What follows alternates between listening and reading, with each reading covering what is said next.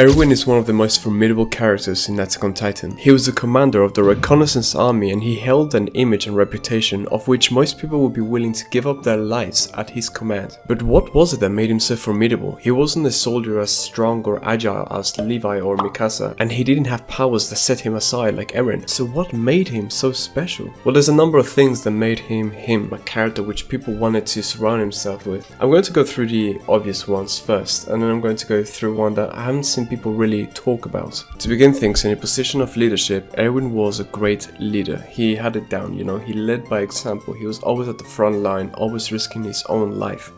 After all, if you're the type of leader that would command your soldiers to go to fight, as you're standing in the back line, you're not going to really engender trust or cultivate admiration from those underneath you. And for Erwin, it wasn't the case. He was the one that was getting cocked in the front line, he was really being an example. For example, spoiler alert, during his final times he was one of the first ones to realize that he was going to fall and die, one of the first ones in the group. Nevertheless, he gave the order to charge forwards to create an opening for Levi, etc. Another thing that makes Erwin so formidable was his tactics. He's a leader, a commander, and he was always willing or capable of crafting these mastermind plans which would take them to victory. He was clever in all regards, even mischievously so.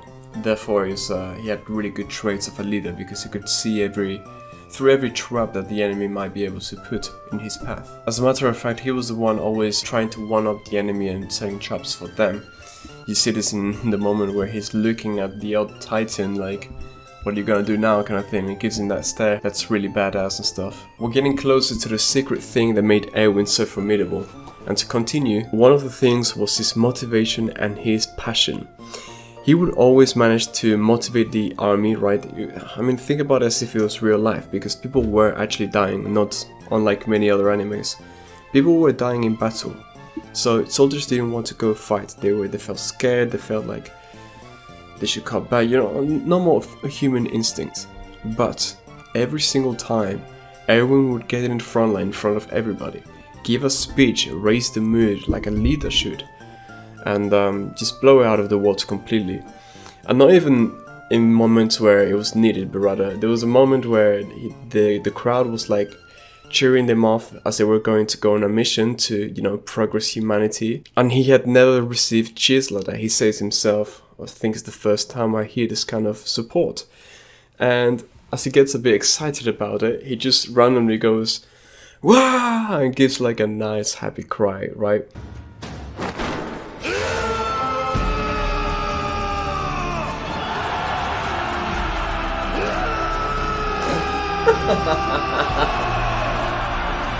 And the people around him get kind of surprised because, he's a serious man. It's not like he's a goofy character. And he was doing this thing that was kind of abrupt and unexpected. And he yells again and he raises his fist and it's like, yeah, this kind of passion engendered passion in other people. It made other people want to live this cause that he had in mind, which is actually a bridge that I intentionally made into the final act that made Erwin so formidable. Erwin lived for a cause that was greater than his own life. He wanted to find out the truth. He was curious about it. Ever since little, he was always raising his hand and asking questions. This cause is his purpose. Unlike many people, he was really about it. He was willing to do the deed for real, even if it implied his death, because it was more important for him to realize his vision, to get to the truth, than to keep his life. So, at his final moments of his life, he was saying how, it's a shame that I'm not going to go see what's in the basement, blah blah blah, because I'm dying. But he knew that this was going to happen. And it was the only thing that he really cared for in the whole of life. But he thought to himself, I care more about this actually happening and coming to light, right, than me having to see it. I care about the truth being revealed than the truth being revealed to me. It was a selfless approach and to complete devotion towards his purpose. A person so fierce and so devoted to a cause is a person that will make those around him want to follow him. Somebody that is really living on their edge, really seeking for a higher motive than themselves rather than their own joy, right? Like, nobody's going to support somebody that thinks, I want to get rich. No one's going to go like, oh, in that case, yeah, let's support him, let's make this guy rich. But if a guy was to come, or somebody was to come and say, I want to find out why we are, right? Why we live, what's the meaning of life. And they gave themselves fully to this cause without seeking to retrieve for themselves only, but rather to get close to the truth of things. Others would want to support that.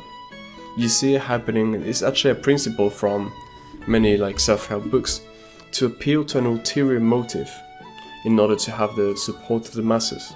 You see it happening with high-tech companies like Elon Musk, right? He wants to progress humanity into space travel and all of this stuff. The fact that he has these intentions makes people automatically want to support him, right? Even if he has things that you disagree with or whatever, it makes you want to support them.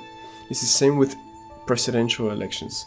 If somebody, or if a politician was to say, right, if he was to be an honest politician, try to say something like, oh, well, I'm just here to actually snatch money off of our people, please vote me. Nobody would do it, but, you know, a lot of the times this is what ends up happening. Instead, they always appeal to an ulterior motive. I want to support the worker, I want to do this, I want to do that, right? And then they sell you a dream. But in Erwin's case, he wasn't selling you the dream, he was sharing it with everybody. And I found this to be a very formidable and motivational character. In order to be the way that Erwin was, a person ought to be totally free. This, however, is not as easy as it may look on the screen. To be totally free is to be totally free of the opinion of others, of what they may think of you, of what might happen, right? To be totally free of expectations of what success really is and how you should live your life, but rather live it the way that you want to be living it. To be totally free is scarce. It's not impossible, but it's very difficult. We can, however, get a little bit closer to being free. Freedom at the end of the day is what we want. Fulfillment at the end of the day is what we want. So long as we have our physiological needs met and we're not hungry or starved or parched, then we want the next thing. The next thing is to belong to a community. After belonging to a community is that self-esteem and self-actualization. And that is our purpose, our reason for living. And I don't say it to be nihilistic or discourage you, but again, being totally free shouldn't really be your goal or what you should look at as a metric for your success. But getting closer to freedom is possible. Maybe take these examples, decide to be more devoted to the thing that you want to find out, right? In life, there's a few things that I've discovered that we want as humans. We either want to make a social change, right? Help other people. We want to make a discovery, or we want to create something. So we want to research, create, or do social things. As you get through life, devoted to that thing that you want, it may change from one thing to the other, but only after you've squeezed all of the karma out of that, unless you're giving and bailing out too soon. But if you're not bailing out too soon, it's fine to go from one thing to the other. It's actually the process of becoming more free, of finding out what you really want to do, what you want to achieve for humanity. Until you achieve it, and you find something more and more and more. And it's not like the never ending, it's never enough, but rather that thing has been enough. Now I want to contribute even more to mankind, to humanity, appealing again to the ulterior motive. This is how I live my life, and I don't know, for a few years I've drifted around working a lot of jobs and hours, doing a lot of things socially, being, I don't know, like, I never lacked anything on the outside. And then whenever I took the conversation innerly, I felt like something always was missing. Until I started chasing my purpose and I started living the life that I wanted to live. If I wanted to help somebody, I wouldn't help somebody only when I was working. I would help them in every moment of my life, for that is what I wanted to be doing. If all of a sudden I didn't want to be doing that anymore and I wanted to be researching or learning something, I would do it, completely unrestrained of other people's opinion. Though that being said, I have to come clean. I am not so free to the fact that I can be that way. I still worry every now and then, and you probably will as well, about what other people might say, might think. But condition yourself, slowly and slowly, to be more like Erwin. to be ready to die for your cause. Might be a little bit extreme, but I was seeing some things and I love this character. Anyway, try to be 1% better every day. Join the Discord. Much love. Quick reminder to fix your posture and take deep breaths into your diaphragm from your nose.